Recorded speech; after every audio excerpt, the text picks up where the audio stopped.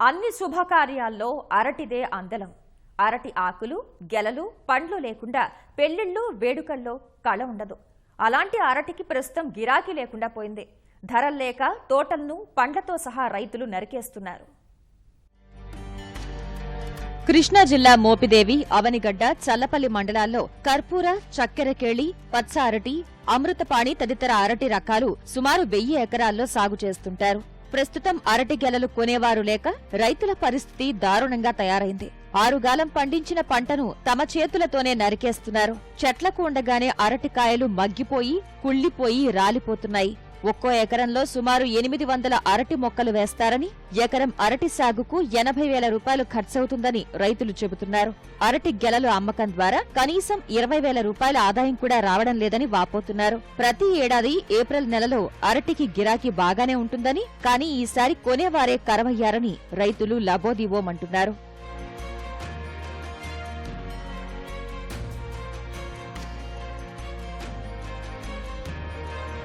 మోపిదేవి నుంచి గుడివాడ, పామర్రు, మచిలీపట్నం, రేపల్లె, విజయవాడ మార్కెట్లకు రోజు సుమారు 1000 గెలల వరకు పంపేవారు. ఇప్పుడు మార్కెట్కు పంపితే కనీసం గెలలు నరికిన కూలీలకు, రవాణా ఖర్చులకు సరిపడా ఆదాయం కూడా రావడం లేదని రైతులు ఆవేదన వ్యక్తం చేస్తున్నారు. గతంలో మోపిదేవి, చల్లపల్లి, అవనిగడ్డ మండలాల నుంచి ఒడిశా, పశ్చిమ బంగాతో పాటు ఈశాన్య రాష్ట్రాలకు అరటి భారీగా ఎగుమతి జరిగేది. ప్రస్తుతం ఒక్క లోడు కూడా వెళ్లకపోవడం వల్ల రైతుల పరిస్థితి మరింత దయనీయంగా మారింది.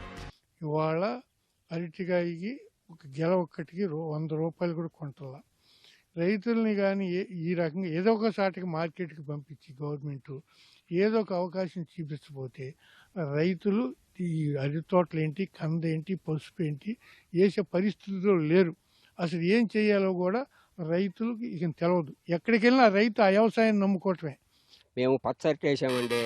మార్కెట్కి వెళ్ళినా మార్కెట్లో చాలా మంది కావట్లేదండి. ఈ పరిస్థితిలో మేము ఏం చేయాలో తెలియక ఈ తోటని కూలి కూడా మాకు లాస్ వచ్చిందండి. కూలి ఇచ్చి జనాన్నితో నరికిచ్చేస్తున్నామండి. ఇదంతా భూమి పాలైపోయిందండి. అసలు ఏమీ సేల్స్ లేదు. ఇక్కడ నరికి మార్కెట్కి వేసినా 10 రూపాయలకి కూడా దించుకోవట్లేదు. దించుకోని పరిస్థితిలో ఏమి చేసే మార్గం లేక పిట్టలు తినేసేతని నరికి ఇట్లా కూలీలు పెట్టి నరికి పాడు చేసేస్తున్నామండి. ఈ రకంగా ఉందండి మా పరిస్థితి. ప్రభుత్వం, ఉద్యాన శాఖ అధికారులు వెంటనే స్పందించి అరటి ఎగుమతికి ఆదేశాలివ్వాలని, తమను ఆదుకోవాలని అరటి రైతులు వేడుకుంటున్నారు.